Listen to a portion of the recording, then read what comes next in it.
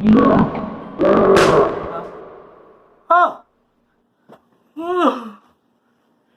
Hey, Tator-Tot. What are you doing? It's early in the morning. Going back to bed. You need to make another video. What do you mean I have to make another video? I already made a video. You did make a video, but now you have to make another There one. should be one up already. Videos don't magically make themselves. What video game am I supposed to talk about? Guitar Hero Live? No. The controller's broken. I could talk about this game. No, not even I want to know that this game exists. If only there was another Sonic game I could talk about!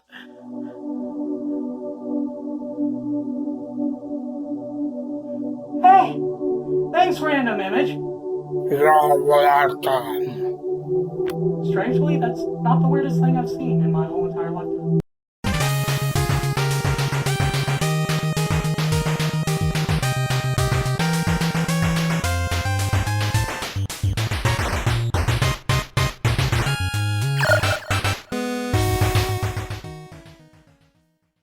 That's right, Sonic Adventure 2, my childhood.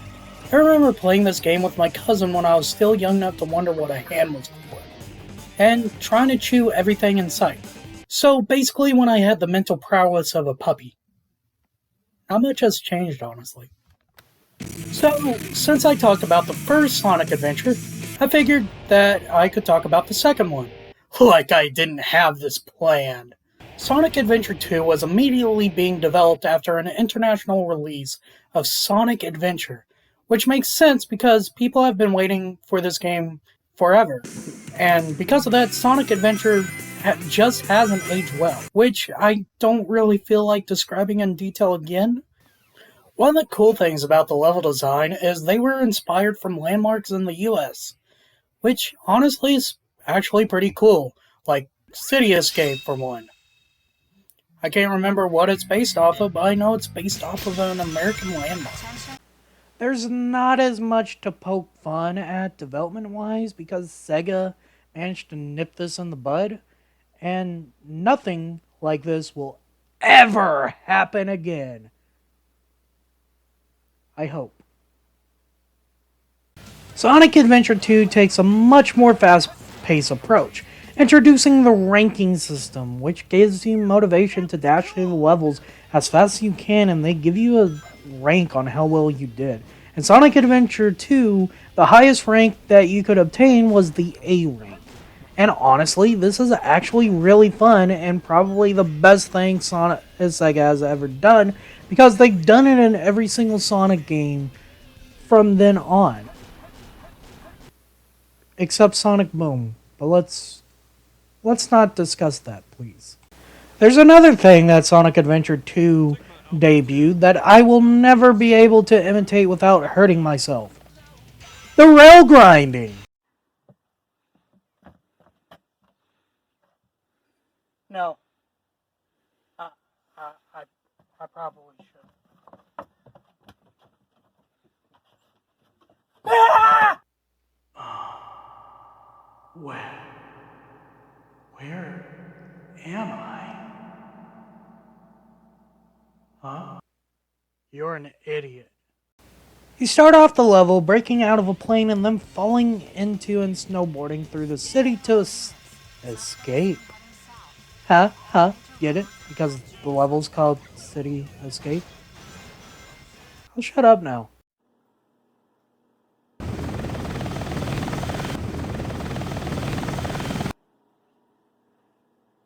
Good thing I'm completely injured right now. Other than Green Hill Zone, this music is probably the most iconic and anthem for 90% of all Sonic fans. I mean, can you really call yourself a Sonic fan if you don't jam out to this song while you're playing this level?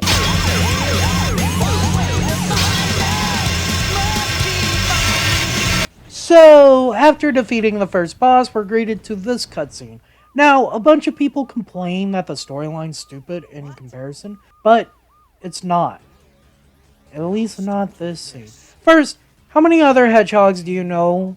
Do you think these people know can move at a very fast pace? At this point, there was only 2 if we count Metal Sonic. Other than that, Sonic's the only one. Second, it's dark. So how are people supposed to tell who's who when no one's ever seen Shadow before? This is me when I turn down the brightness. If I didn't tell you that it was me, would you be able to tell it was me? So Sonic gets wrongfully put behind bars, and the story cuts to Knuckles. Now, you better learn how to mod, because somehow the HD ports managed to mess up the audio when Sega ported this outside of the Sega Dreamcast. It's hard to hear what Eggman is saying in this scene. They're following the signal from the Emerald. What? So yeah, thanks mods. What would I do without you? So the story is Eggman tries to steal the Master Emerald again. Honestly, Knuckles, I know this area is special to you, but I don't think it's the safest considering the Master Emerald has pretty much been Princess Peach in this world. So Knuckles breaks the Master Emerald into pieces so he can somehow magically repair the Master Emerald like he did in the first game.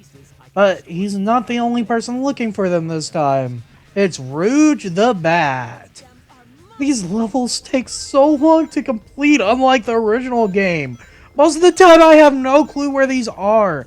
And it's claimed that you can't use these help televisions to help you find the emeralds if you want an A rank. I don't believe that.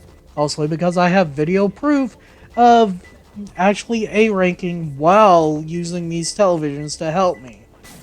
They just want you to find these emeralds as fast as they possibly can. That doesn't make this game any easier though.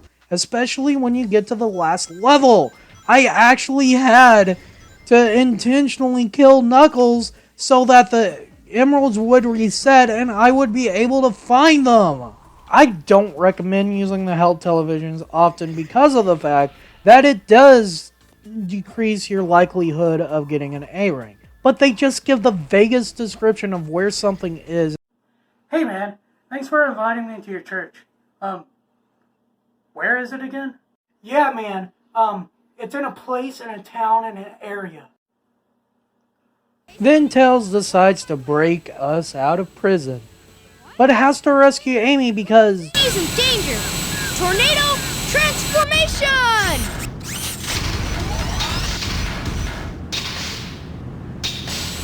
now, you get to control Tails controlling a mech. So basically you're playing as a mech and Tails is just riding you. And after beating Eggman, you get to play basically an E102 Gamma stage. I don't hate these levels like everyone else does, actually.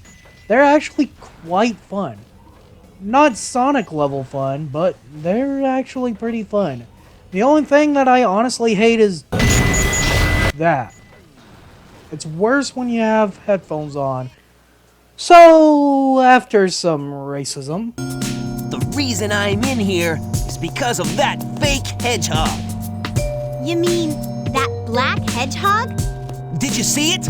You break out of prison and find the Lightspeed Dash shoes, and unlike the Lightspeed Dash ring in the first game, you no longer have to charge it up, and it only works on the rings. And it's pretty responsive. Who are you? I'm the best version of you. Dang it!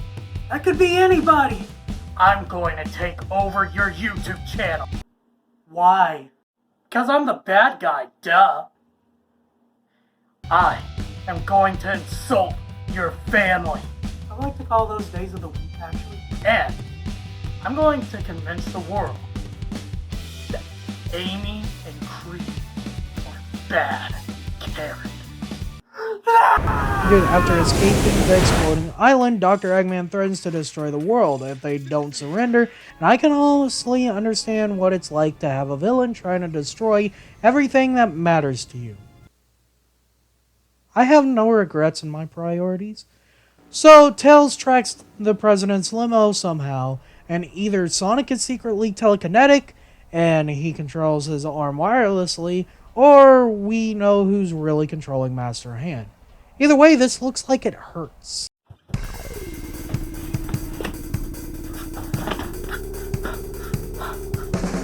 light speed dash! I forgot I don't have the Lightspeed dash shoes, or that they possibly don't exist. You infiltrate Eggman's base, and after beating the snot out of this guy, we get transported in, well, outer space. Better get yourself a hot dog or make some popcorn and not have college work to do. You're not gonna have free time. These levels take forever. Especially Knuckles. The good news about these final levels is that there's a glitch where you can infinitely suck Omochao in the vast void of space if you get bored in Tails' level. Ha! Take that, Omochao! Infinitely suffer for my pleasure. So Eggman manages to trick Sonic to leave the cannon room to save Amy because he's a good guy. Eggman wises up to what they were trying to do, and Sonic manages to pull off a Chaos Control with a fake emerald. You also get locked in a final boss fight with your Dark Side counterpart. This game also advertised being able to play as the Dark Side. There is no way to say that without sounding like I'm talking about Star Wars, so let's just go ahead and check that out. The story is mostly the same, with more of a focus on the dark side. We see Shadow's backstory, and it's actually pretty sad. Shadow deeply regrets not being able to save his friend, and even save Rouge, because he saw this as kind of a redemption, which shows Shadow isn't a bad guy. He's just angry and confused. The only real difference gameplay-wise is Shadow takes the role of Sonic, Eggman's mech takes the role of Tails' mech, and Rouge takes the role of Knuckles, and in her last level, they decided it was a good idea to have these help TVs written backwards. Are you kidding me? Does Sega even test their games on children to see if it's too hard? I'm 22, and I can barely read English normally, let alone read it backwards. How do you expect a little kid to be able to do this? Oh, hi, doggy.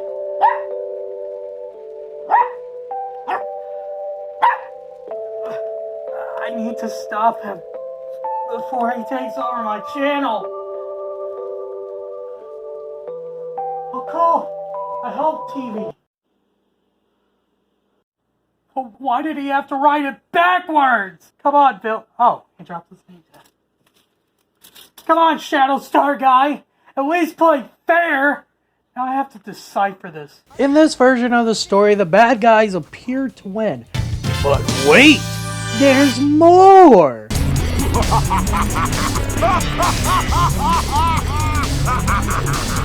There is a final level where everyone teams up to stop the space colony arc from hitting the Earth and killing everyone. Eggman even chips in. Find the switch that opens the door. And after getting to the Bio-Lizard, Shadow decides that he needs to help because he realizes what Maria actually wanted Shadow to do. He didn't want Shadow to act out of revenge, which is honestly a good message to tell people. I finally figured it out. Right? You can run! How long have you been there? So, you finally deciphered my plan. I am one step away from logging into your computer while you helplessly watch passively as I take over your YouTube channel. You don't even know the password to it. Password. Access granted. Dang it. After both of them defeat Bio-Lizard, Bio-Lizard decides to pull the space colony arc faster towards the Earth. So, Shadow and Sonic both use the Chaos Emeralds to defeat Bio-Lizard one last time. The story ends with Shadow sacrificing himself. In fact, this was such a well done scene that even 4 kids couldn't touch the anime adaptation's version of what happened, and broke their own rules of characters not dying. Well, at least being potentially dead. This is your YouTube channel? It's gonna be easy. It's not fair though. Hey, all's fair in love and war. All's fair, in love and war. All's fair, All's fair in love and war. All's fair in love and war. Attack! Attack! Attack! Attack! What? Oh, I think I'm gonna explode.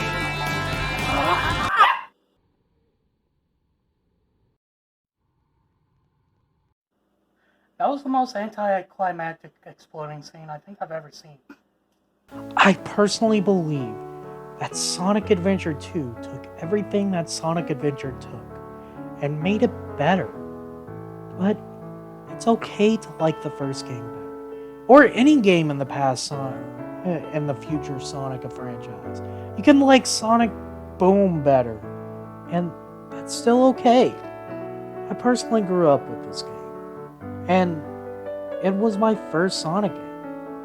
I used to play this game so much with my cousin that I cried when my cousin wasn't there with me. He wasn't dead, just that he wasn't there.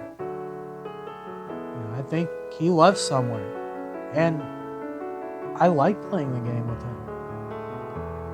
Even if I did suck at it. And even outside of nostalgia, this game is still well made. Even though it does still look outdated, it's still an experience that can be enjoyed by everyone. This game means a lot to me,